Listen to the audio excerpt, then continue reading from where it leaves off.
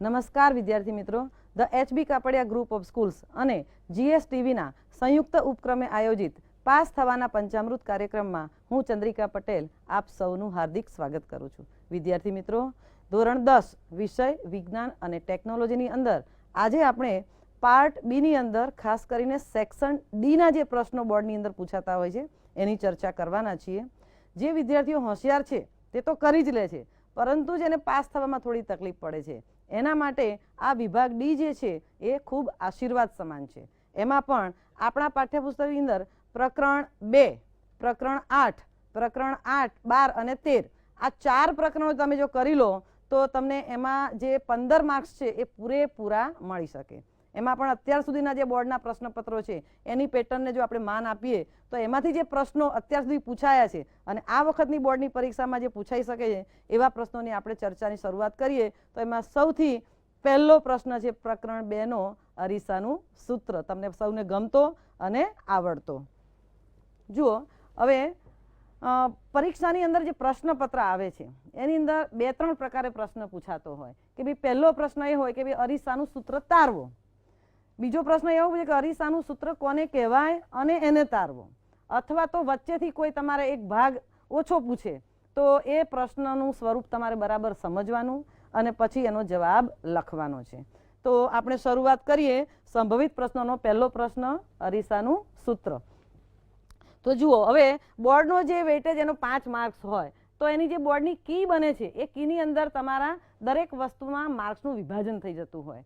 એટલે સૌથી પહેલી વસ્તુ આકૃતિ. જો તમને પૂછ્યું હોય કે ભાઈ અરીસાનું સૂત્ર કોને કહેવાય તો તમારે અવશ્ય લખવું પડે કે ભાઈ કોઈ પણ અરીસા માટે કેન્દ્ર લંબાઈ, વસ્તુ અંતર અને પ્રતિબિંબ અંતર વચ્ચે સંબંધ દર્શાવતા સૂત્રને અરીસાનું સૂત્ર કહે છે. જો એ નહીં લખ્યું હોય તો ત્યાં તમારો અડધો ગુણ જવાને પાત્ર બને છે. એટલે ખાસ ધ્યાન રાખજો.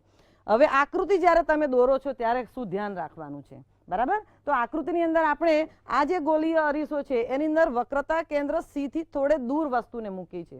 એટલે તમારે પ્રતિબિંબ કઈ જગ્યાએ અને કેવું રચાશે એ તમારે લખવું પડે. કેવી રીતે લખશો તો કે ભાઈ સી થી થોડે દૂર મૂકેલી વસ્તુનું પ્રતિબિંબ સી અને એફ ની વચ્ચે વાસ્તવિક, ઉલટું અને વસ્તુ કરતા નાનું મળે છે. આ લખો એટલે તમારો બીજો 1 માર્ક્સ કન્ફર્મ થાય. કાર્ટેશિયન યામ પદ્ધતિ પ્રમાણે અરીસાનો જે ધ્રુવ છે એનાથી બધા જ અંતર આપણે ડાબા હાથે લેવાના છીએ. એટલે તમે પી થી શરૂ કરો તો પી થી એફ એટલે કેન્દ્ર લંબાઈ, પીબી ડેશ એટલે તમારું પ્રતિબિંબ અંતર, પછી પી થી સી એટલે તમારી વક્રતા ત્રિજ્યા અને આ પી થી બી સુધીનું અંતર જે છે એ તમારું વસ્તુ અંતર છે. પણ મેં કહ્યું એમ ફરી કાર્ટેશિયન યામ પદ્ધતિ પ્રમાણે તમારે એ બધું જ માઇનસમાં લેવાનું છે. એટલે તમારે અહીંયા દર્શાવવું પડે. અહીંયા આપણે થોડી જગ્યા અને સમયનો અભાવ એટલે મેં દર્શાવ્યું નથી, પણ તમારે એ અવશ્ય લખવું પડે. હવે બીજું શું ધ્યાન રાખવાનું છે, કારણ કે તમે તૈયાર તો કરી જ લીધું છે, બરાબર? તો અરીસાનો ધ્રુવ અને તમારી જે વસ્તુ છે એ બી અને એનું ઉલટું પ્રતિબિંબ બી ડેશ એ ડેશ.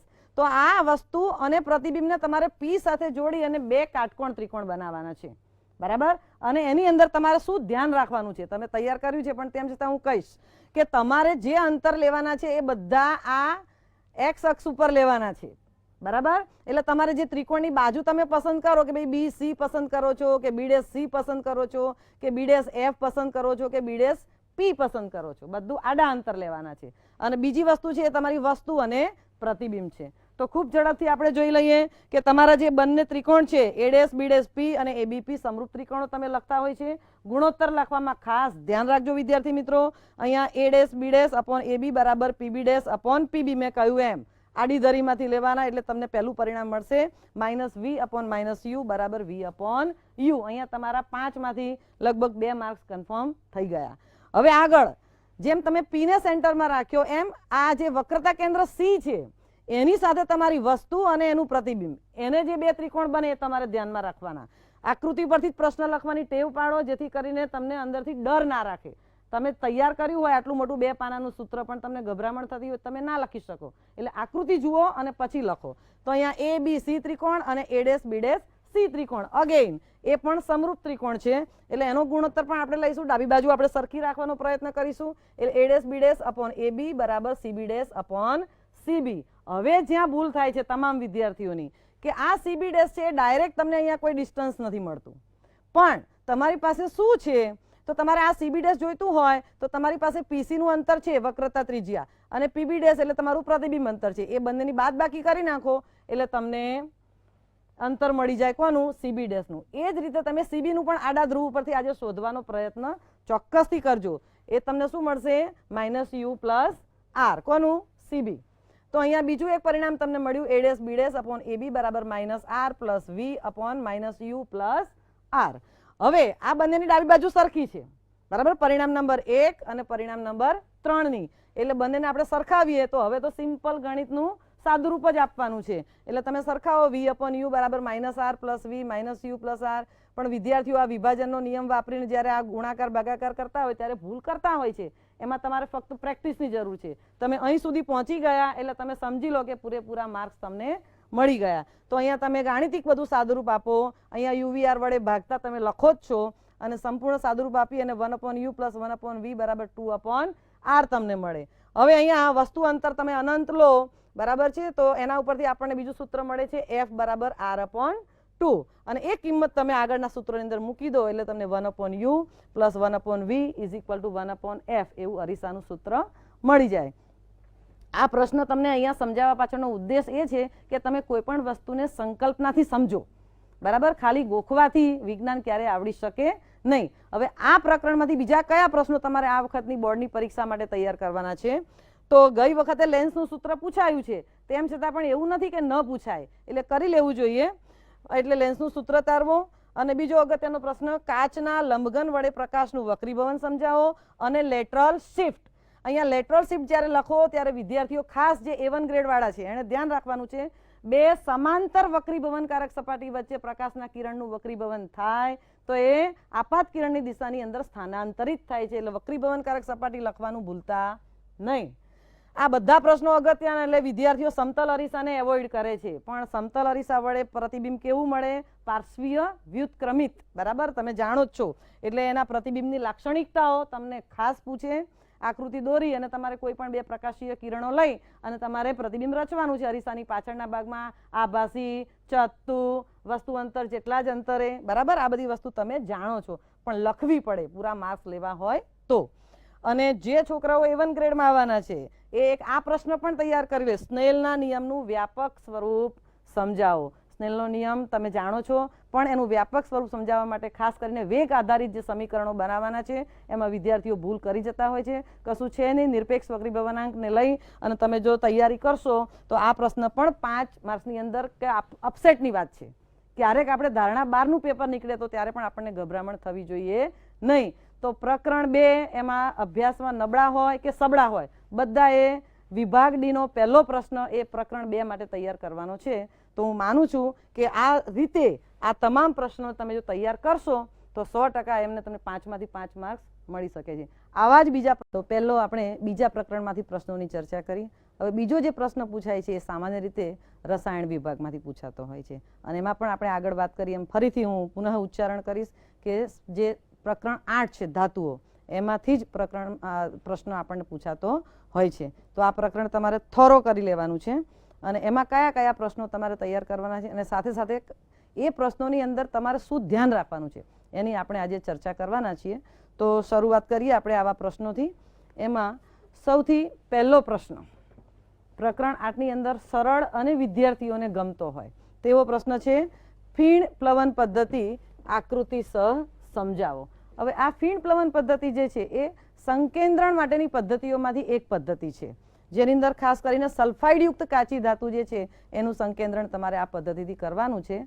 પરીક્ષાની અંદર ભૂલ ક્યાં થાય? પ્રશ્ન તમને આવડે છે એટલે આપણે એમાં ડિટેલમાં ચર્ચા નહીં કરીએ, પરંતુ તમને એવું પૂછે કે ભાઈ આ પદ્ધતિની મર્યાદા શું છે, તો તમારે મર્યાદાનો 1 માર્ક તમને મળે. અને મર્યાદા શું લખીશું કે ફક્ત સલ્ફાઇડયુક્ત કાચી ધાતુનું સંકેન્દ્રણ જ આ પદ્ધતિથી કરી શકાય, બીજી અન્ય ધાતુઓનું કરી શકાતું નથી. એટલે ખાસ આ પ્રશ્નની અંદર મારે તમને આટલું જ કહેવાનું હતું.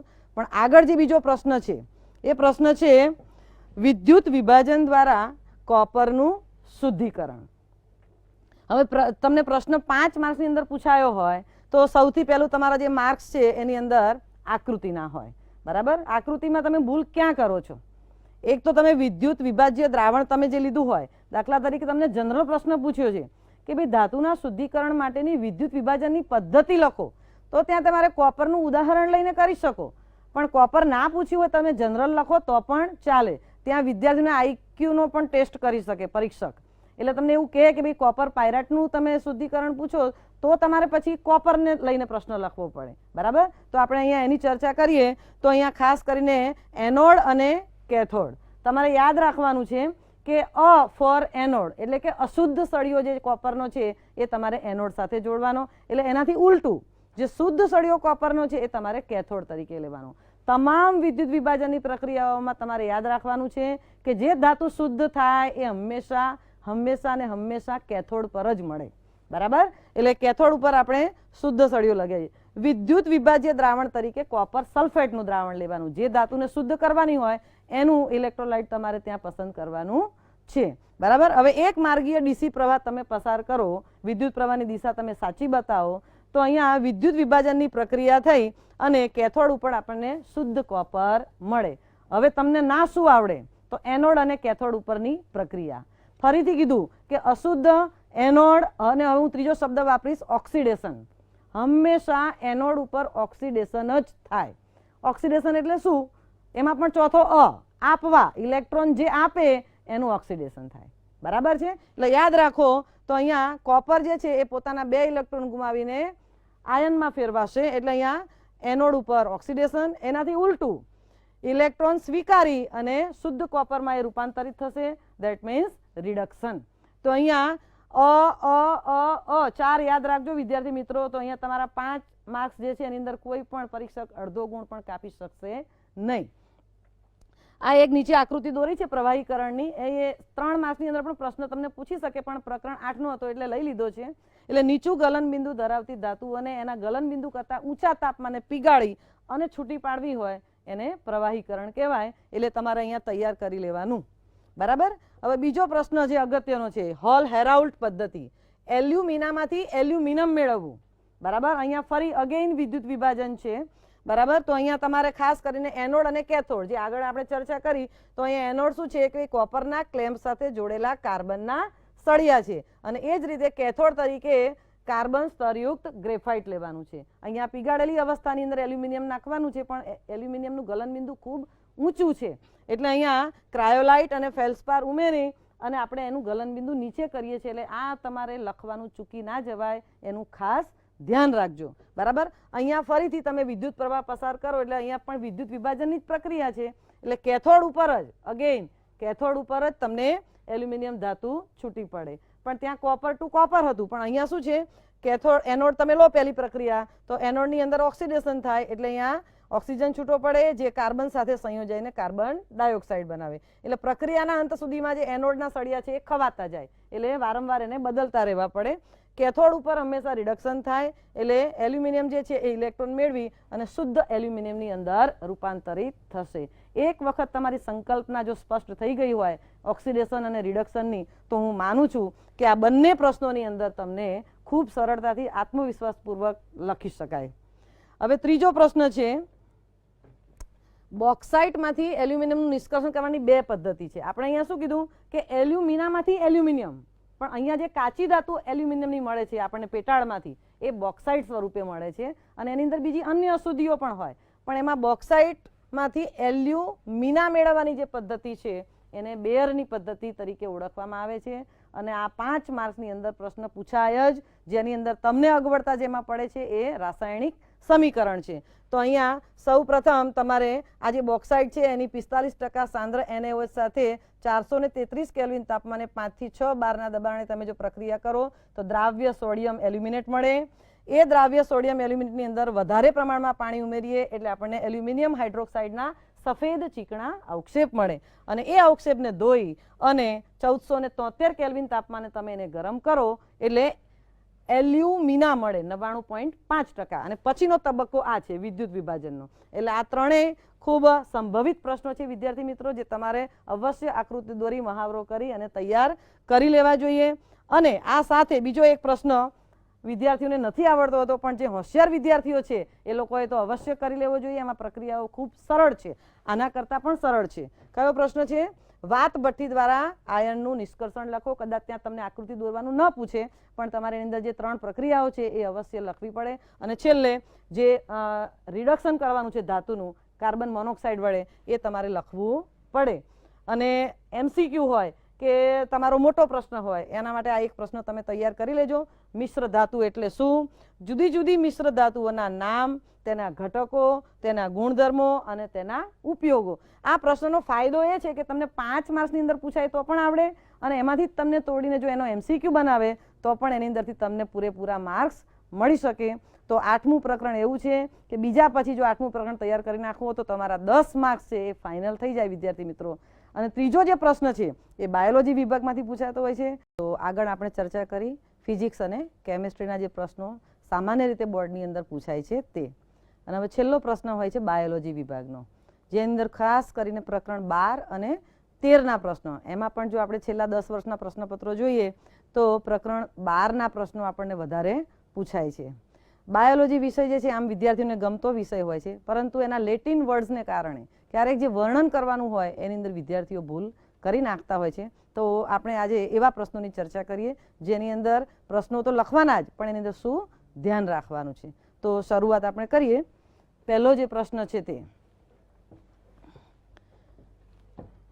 પ્રશ્ન મેં સામે લખેલો છે કે ભાઈ મનુષ્યના પાચન તંત્રની આકૃતિ દોરી અને પાચન ક્રિયાનું વર્ણન કરો. આ જ પ્રશ્ન તમને એવી રીતે પૂછાય કે મનુષ્યના પાચન તંત્રની આકૃતિ દોરી અને એના પાચન માર્ગનું વર્ણન કરો. મોટા ભાગના વિદ્યાર્થીઓ જ્યારે પાચન ક્રિયા પૂછી હોય ત્યારે પાચન માર્ગનું પણ જોડે જોડે વર્ણન કરે છે, જેના કારણે પ્રશ્ન બિનજરૂરી લાંબો થઈ જાય અને ખરેખર જે વાસ્તવમાં લખવાનું હોય એ ચૂકી જવાય. બરાબર? એટલે આ વસ્તુનું ખાસ તમારે ધ્યાન રાખવાનું છે. પ્રશ્ન જો તમને પૂછાયો હોય કે પાચન તંત્રની આકૃતિ દોરો અને વર્ણન કરો, તો આકૃતિમાં દર્શાવ્યા મુજબ તમારે મુખ છે, અન્નનળી છે, જઠર છે, નાનું આંતરડું, મોટું આંતરડું, પછી મળાશય અને મળ દ્વાર. જે સહાયક પાચક ગ્રંથિઓ છે સ્વાદુપિંડ અને યકૃત, એ તમારે સાઈડમાં બતાવવી પડે. બરાબર? અને એક પિત્તાશય જેની અંદરથી પિત્તરસ આવે છે. તો આકૃતિનું મહત્વ શું છે કે ભાઈ પાચન તંત્રના જેટલા ભાગો છે, ડેકોરેટિવ આકૃતિ નથી પૂછી, તમે સારી દોરી શકો તો ખૂબ સારી વાત છે, પણ તમે સાચા ભાગોના નામ જો ના લખો, બરાબર છે, તો તમને એમાં ત્યાં તમારા ગુણ કપાતા હોય છે. એટલે અહીંયા ખાસ કરીને તમારે મેં જે ભાગો કયા એ ભાગો તમારે દર્શાવવા પડે. હવે વર્ણન કીધું હોય તો પછી એની એનોટોમી લખવાની છે, રચના લખવાની છે. અને જો તમને પાચન ક્રિયા પૂછી હોય તો આપણે જાણીએ છીએ કે મુખની અંદર સ્ટાર્ચનું પાચન થાય છે, જઠરની અંદર અંશતઃ પ્રોટીનનું પાચન થાય છે, સ્વાદુપિંડમાંથી સ્વાદુરસ આવે છે, પિત્તાશયમાંથી પિત્તરસ આવે છે, અને આંતરડું છે એમાંથી આંત્ર રસ આવે છે. તો આની અંદર જુદા જુદા જે ઉત્સેચકો છે એ કયા પોષક ઘટક ઉપર કાર્ય કરે છે એ પ્રમાણે તમારે મુદ્દાસર રજૂઆત તમે કરો તો સંપૂર્ણ પાચનની પ્રક્રિયાને અંતે તમારા માર્ક્સ પણ પૂરેપૂરા 5માંથી 5 મળી જતા હોય છે. તો આ પ્રશ્નમાં તમારે આટલું ધ્યાન રાખવાનું છે. બીજો એક પ્રશ્ન છે શ્વસન તંત્ર. મનુષ્યના શ્વસન તંત્રનું વર્ણન કરો. સામાન્ય રીતે આકૃતિ એની અંદર પૂછાતી નથી, પણ આકૃતિ મેં એટલા માટે તમને દોરીને સમજાવી છે કે ભાઈ જે શ્વસન અંગો છે એ શ્વસન અંગો એના ક્રમની અંદર વર્ણનની અંદર આવવા જોઈએ. દાખલા તરીકે શરૂઆત આપણે કરીએ તો બાહ્ય નાસિકા છિદ્ર, પછી નાસિકા કોટર, અંતઃ નાસિકા છિદ્ર, અને ત્યાર પછી તમારે શ્વાસ નળી જે છે એની અંદર આગળ તમે જાઓ તો સ્વર કંઠ નળી, પછી શ્વાસ દ્વાર, ત્યાર પછી શ્વાસ નળી, શ્વાસ વાહિની, ફેફસા, વાયુકોષ્ઠો અને ઉરોદર પટલ. તો એક ક્રમની અંદર તમે જ્યારે લખતા હોય ત્યારે વિદ્યાર્થીઓ ખાસ કરીને આ ઘાટી ઢાંકણનો જ્યાં ઉલ્લેખ કરવાનો આવે ત્યાં ભૂલ કરતા હોય છે. તો અહીંયા ખાસ કરીને શ્વાસ નળીનું જે ઉપરનું દ્વાર છે એ શ્વાસ દ્વાર કહેવાય, અને એ શ્વાસ દ્વાર છે એવા કાસ્થિમય પડદાથી રક્ષાયેલું હોય છે. એટલે જ્યારે પણ આપણે ખોરાક ઉતરતા હોઈએ ગળાની અંદર ત્યારે એ ઢંકાઈ જાય, એટલે આપણો જે ખોરાક છે એ અન્ન નળીમાં ઉતરે, શ્વાસ નળીની અંદર જતો નથી. એટલે ઘાટી ઢાંકણનું જે કાર્ય છે એ તમારે ખાસ ઉલ્લેખમાં લખવું પડે, અને એ લખવાનું ચૂકી ના જવાય એ તમે ખાસ ધ્યાન રાખજો. ઘણી વખત એવું થાય કે તમારું કંઈ કોઓર્ડિનેશન ના હોય, જમતી વખતે તમે હસતા હોય કે વાત કરતા હોય તો શ્વાસ પણ જોડે લેવાઈ જાય તો અંતરસ જતું હોય છે. એ અંતરસ જવા પાછળનું જે કારણ છે એ ખોરાક તમારો અન્નનળીની જગ્યાએ શ્વાસ નળીની અંદર જતો રહે છે. એટલે ખાસ તમારે શ્વસન તંત્રની અંદર આવેલા શ્વસન અંગોનું વર્ણન પૂછે છે, બરાબર? એટલે તમારે ખાસ ધ્યાન રાખવાનું. ત્રીજો પ્રશ્ન આ વખતનો મોસ્ટ પ્રોબેબલ પ્રશ્ન, કારણ કે 12મા પ્રકરણમાંથી આ વખતે છેલ્લા 2-4 વર્ષમાં પ્રશ્નો પૂછાયા છે, એટલે 13મા પ્રકરણને જો કન્સિડર કરે એક્ઝામિનર તો હૃદયની, મનુષ્ય હૃદયની આંતરિક રચના આકૃતિ દોરીને સમજાવો. હવે એમાં પણ મેં આગળ જે ચર્ચા કરી એ રીતે કે ભાઈ હૃદયની આકૃતિ દોરી રચના સમજાવો અને રુધિરનું અભિસરણ સમજાવો.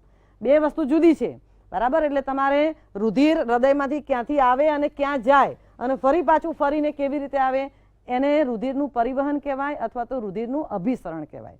પણ રચના સમજાવવાની કીધી હોય તો હૃદયની રચનામાં તમારે હૃદયનું કદ, એનું શરીરમાં સ્થાન, ત્યાર પછી એની 4 ભાગો, કર્ણક, ક્ષેપક, આંતરક્ષેપક પટલ, બંને પ્રકારના વાલ, બધી રુધિર વાહિનીઓ, આ બધી વસ્તુ સમજાવવાની છે. તો તમે જ્યારે પ્રશ્નને વાંચો છો વિદ્યાર્થીઓ ત્યારે ખાસ જુઓ કે ભાઈ મને શું પૂછ્યું છે.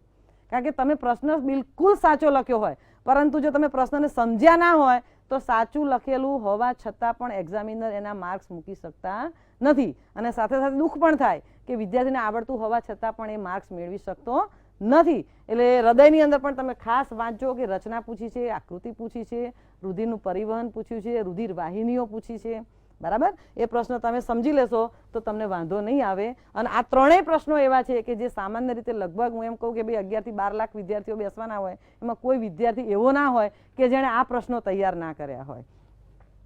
બીજો એક અગત્યનો સંભવિત પ્રશ્ન છે પોષણની અંદર વાત કરીએ તો અમીબામાં પોષણ પદ્ધતિનું આકૃતિ દોરીને વર્ણન કરો, જે વિદ્યાર્થીનો ફેવરિટ પ્રશ્ન છે અને આવડતો પણ હોય. એના જે તબક્કા છે એ તમારે ક્રમશઃ આકૃતિ દોરી અને વ્યવસ્થિત લખવાના છે. થોડો ના આવડે એવો પ્રશ્ન પણ કરવો ચોક્કસ જોઈએ. કોષીય શ્વસનની વ્યાખ્યા આપી, જારક અને અજારક શ્વસન વિગતે સમજાવો, બરાબર? તો એમાં જારક એટલે ઓક્સિજનની હાજરીમાં થતું શ્વસન, અજારક એટલે ઓક્સિજનની ગેરહાજરીમાં થતું. એમાં અજારક શ્વસનની અંદર વનસ્પતિજ અને પ્રાણીજ માધ્યમની અંદર જે જુદા જુદા સમીકરણો છે એ તમારે ખાસ દર્શાવવા પડે અને એની જે ઉપપેદાશ છે, બરાબર, એ પણ તમારે અવશ્ય લખવી જોઈએ. કોષની અંદર ઉત્સેચકોની મદદથી ધીમું વિઘટન થઈ અને ગ્લુકોઝમાંથી જ દહનને અંતે એટીપી સ્વરૂપમાં શક્તિ મુક્ત થાય છે. એ વ્યાખ્યા વિદ્યાર્થીઓને લખવામાં અઘરી પડે છે, પણ તૈયાર કરીએ તો કોઈ વસ્તુ અઘરી હોતી નથી. તો અહીંયા આપણે પ્રકરણ 2, પ્રકરણ 8 અને પ્રકરણ 12 અને 13ના પ્રશ્નોની વિદ્યાર્થી મિત્રો ચર્ચા કરી. અને જો તમે આ 4 પ્રકરણને બરાબર થોરો, મેં કહ્યું એમ આટલા પ્રશ્નો અને વધારામાં જો તમારી શક્તિ વધારે સારી હોય તો વધારે પ્રશ્નો પણ તમે એટેન્ડ કરશો તો હું માનું છું કે ધોરણ 10નું જે 17મી પેપર છે એની અંદર પાર્ટ બી ની અંદર સેક્શન ડી છે એના 15 માર્ક્સ છે એ તમારા ખાતામાં ચોક્કસ જમા થઈ જશે. વિદ્યાર્થી મિત્રો, તમે જે કંઈ વાંચો છો એની લેખિત મહેનત પણ સાથે સાથે કરો અને આવનારી પરીક્ષામાં તમારું ઉજ્જવળ પરિણામ આવે એવી અમારા સૌની શુભેચ્છા સાથે આભાર.